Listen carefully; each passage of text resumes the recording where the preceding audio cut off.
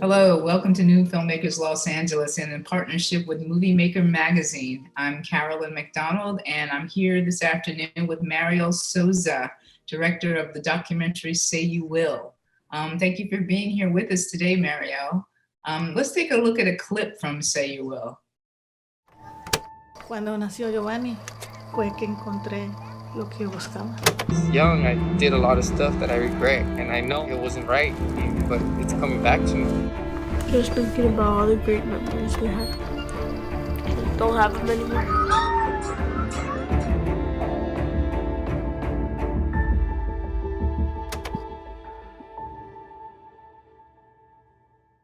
For those who haven't seen the film, can you give us a brief synopsis of it?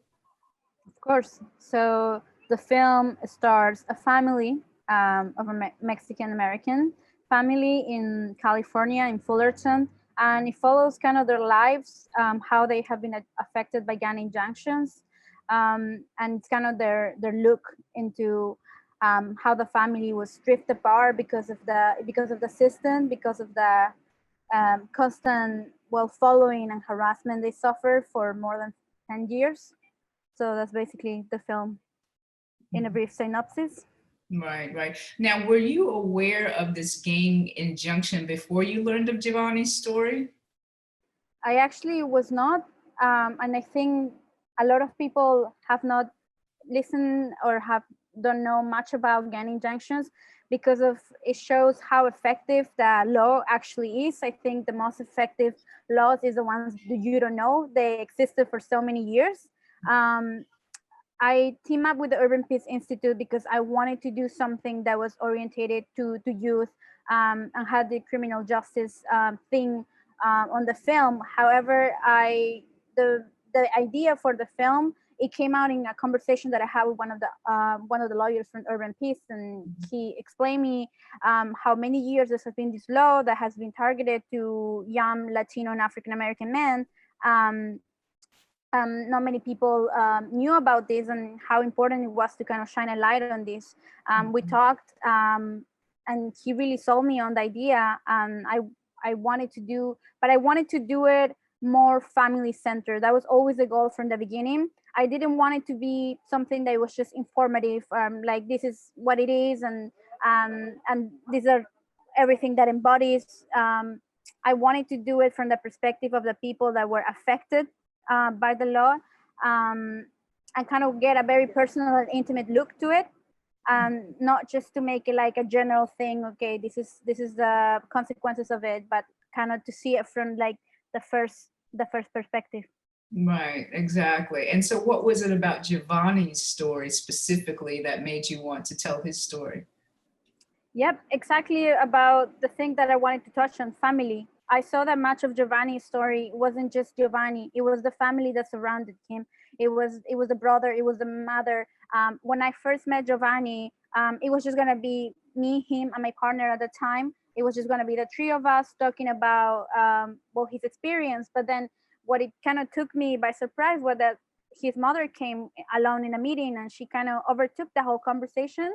I realized, okay, this is more than just Giovanni. This involves a family that were also affected, equally affected. And I think in situations like this, it's very important to hear the other voices and the other characters of the story. And yeah, that's what attracted me to Giovanni. It was such an extensive family. There were a lot of sisters, there were a lot of cousins. He was not the only one subjected to it, but the whole family was subjected to it. So that's the what really called me to make this movie.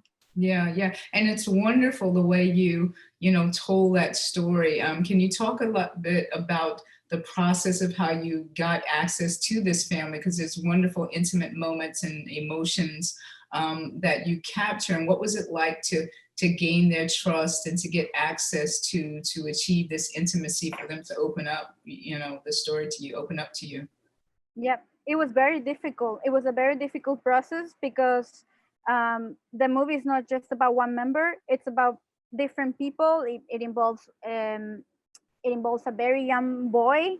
It involves a woman, and it involves a middle-aged man. So you have to kind of approach it differently to each one of them, and you have to find your tactic, and you have to find the way you're going to connect with each different person individually. And that was really, really hard, because on my previous projects, I always just kind of center around just one character, and then I did a study, and then I connect with them. But with this story, I had to come every day prepare on how I gonna gain their trust, how I gonna build their confidence with each one of them, because at the end of the day, the interviews are gonna be separately; they're not gonna be all together. So it was a lot of process of getting to know each other, just one-on-one, like have a moment with just Maria, have a moment with just Giovanni, have a moment with just Johnny, and interact with them, and learn what they liked. Because I think what is fascinating about documentaries is that you're dealing with real people. Absolutely. So it's not like we're going to sit down, we're going to talk about camera, we're not going to talk about film. We have to talk about human things. So I had to sit down with Johnny and see, okay, what's cool nowadays for kids, what's cool for Johnny, what gay video games he wants to talk. So there was one time that I had to phone my brother and have to ask him, like, so what are the kids up to this day, and what are they like? And I had to do the same thing for each one of them. But it was really rewarding at the same time. Yeah. That's good. That's great. So tell us about, you talked about the filmmaker, process of, jumping from person to person to develop those relationships. Talk about the physical production process involving with, your shooting process and, with sound, the physical production logistics of it, given those, dynamics that you had to explore. Yep, there was a lot of traveling that we had to do, because I am based in LA, and my whole production team was in LA. So to go to Fullerton, we really had to find those days that Maria was completely free, which were basically very, very, very, very few, because she's also a hardworking mom, and she's also has her own job that she has to go pretty much every day. And then it was really hard. Sometimes we could only go on Saturdays. Sometimes it was Wednesday. So it was really hard to find a time where she had a whole day free. So we just had to work around her schedule all the time and just really, really plan ahead. But what obviously happens when you're dealing with real people is that sometimes there are issues that come up. Sometimes there's family and personal things that come out. So you might have everything set up to have those 2 meetings per month, and then one thing happens on that day, and then you only have one shooting day for the whole month, and you have to deal with that. You have to say, okay, this is what I'm doing, this is my job, I love it, and if I have to wait, well, I have to wait. And you have to be very, very patient. It involves a lot of patience to do this. But at the end of the day, I think all of these things teaches you more, and it adds you more to the film than what it takes away. Right, exactly. Were there any specific, maybe technical issues, challenges that you had, sound or lighting, or in that you had to overcome during the process? Yep. When I first did the whole lookbook and I talked to my DP, we had a very aesthetics kind of treatment to go for the movie. We try to make the film as pretty as possible, as you can say, and try to really lock down that cinematic look that we wanted.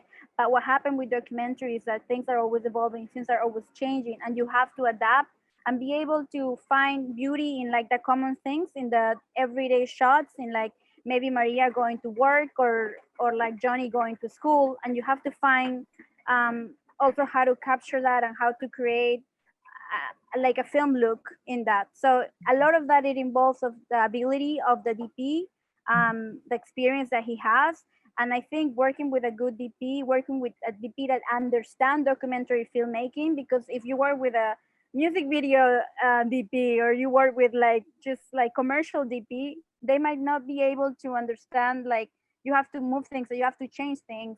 And I think that's really hard for them to say, oh, but we had everything set up for this, and now you're changing spaces. And it's like, well, you always have to follow the story, and you have to understand you're always chasing the story and you're always chasing the subject, so things are going to change, and the DP has to always be able to adapt to new situations. So it's important that DP is in the same ground as you are and understand that we're shooting a documentary. Absolutely. So could you say that you achieved the aesthetic for the film that you set out to at the beginning? Did you achieve that visual aesthetic that you were after? Yes, because I think the good thing about planning everything is that, well, everything also can go wrong and everything can change, but at least you have a concept that you're going for, and you have what you want and the shots that you want and the scenes that you want. So I think if there's a problem, there's always a way to fix it, or there's always a backup plan to do everything. But if you have the main concept, that you have the story and you have the visual aesthetics that you want, I think it's all very planned out, laid out. It's very easy to change. It's very easy to adapt. So yeah, I think we were able to achieve it. Okay, good. Very, very good.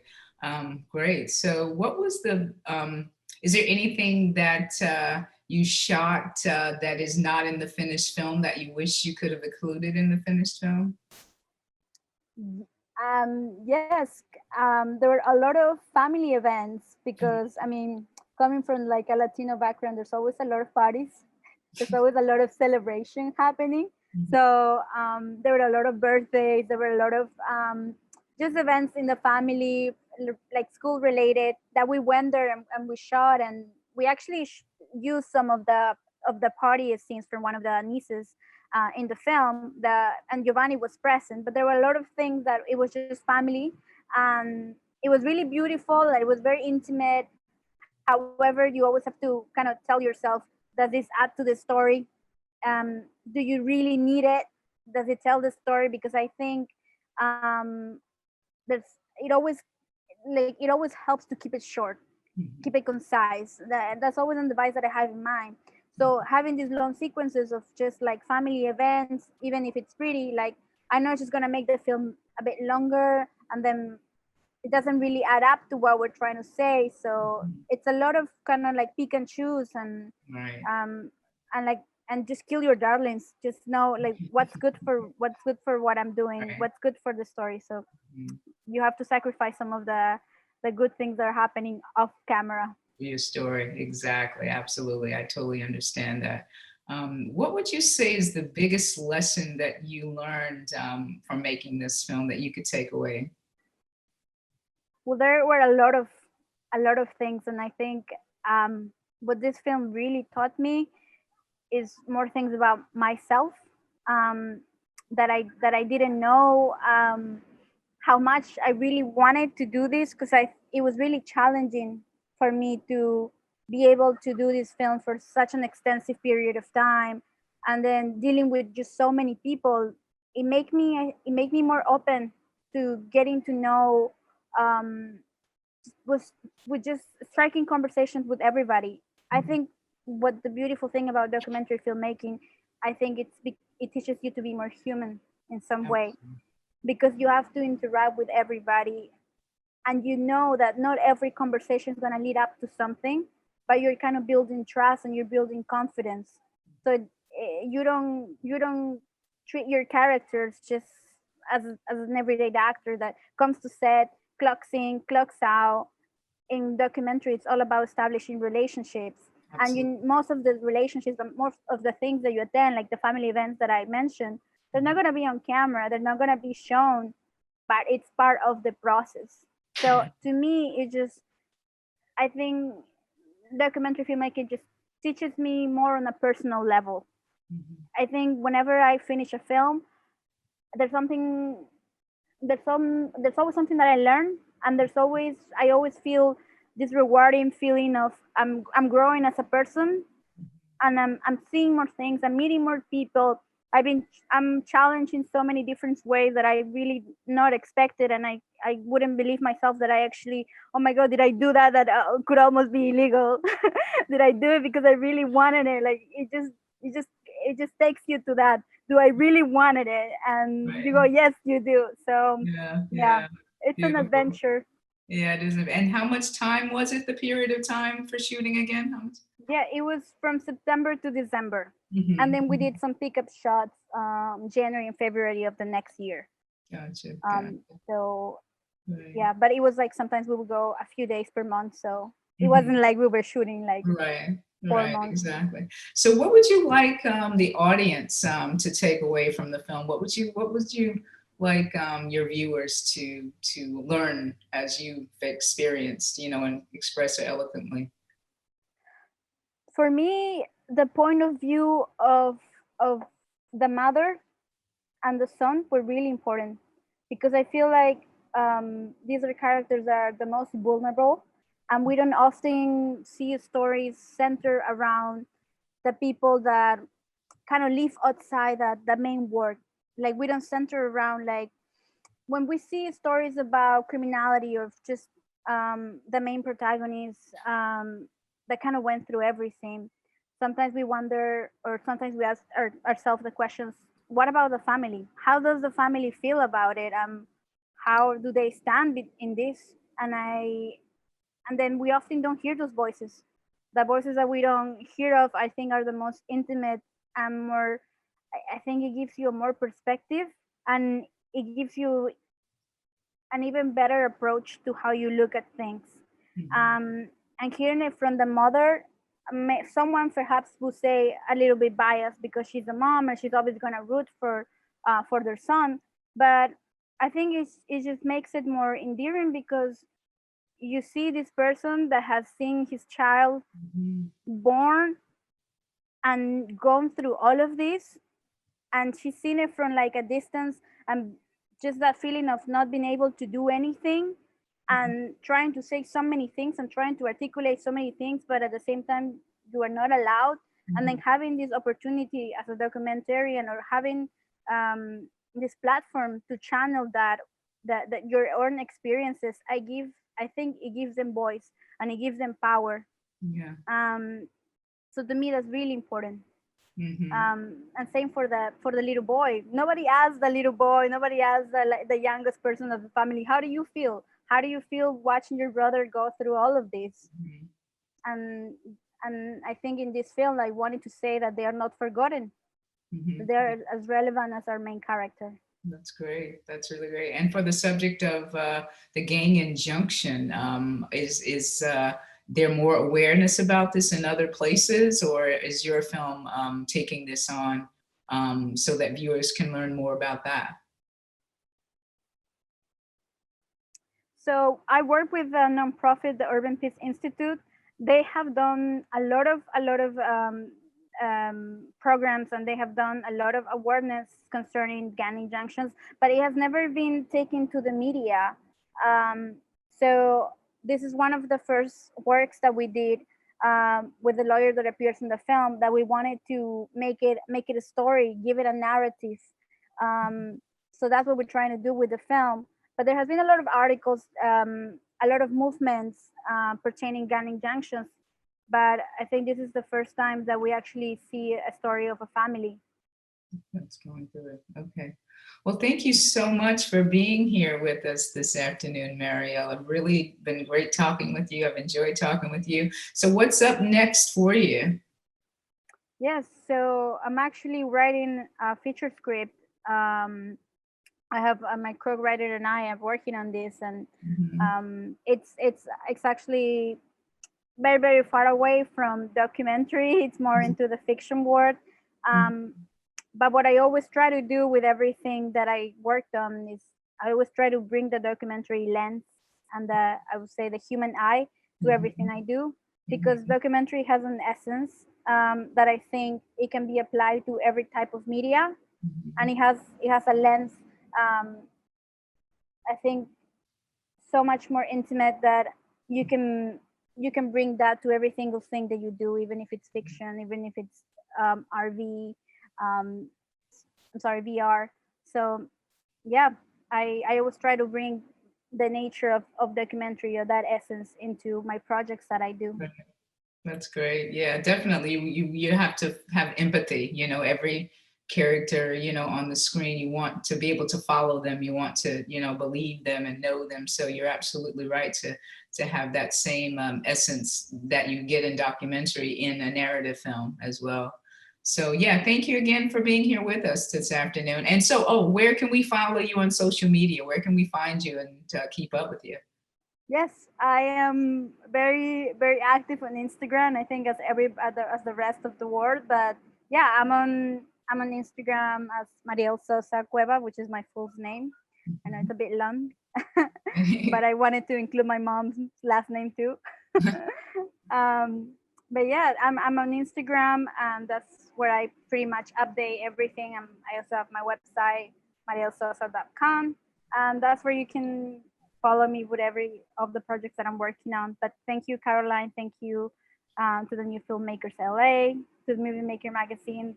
This has been an intense weekend, and I met so many amazing people and hopefully future collaborators as well. So thank you. Oh, you're more than welcome. Thank you so much again. Have a wonderful afternoon. You too.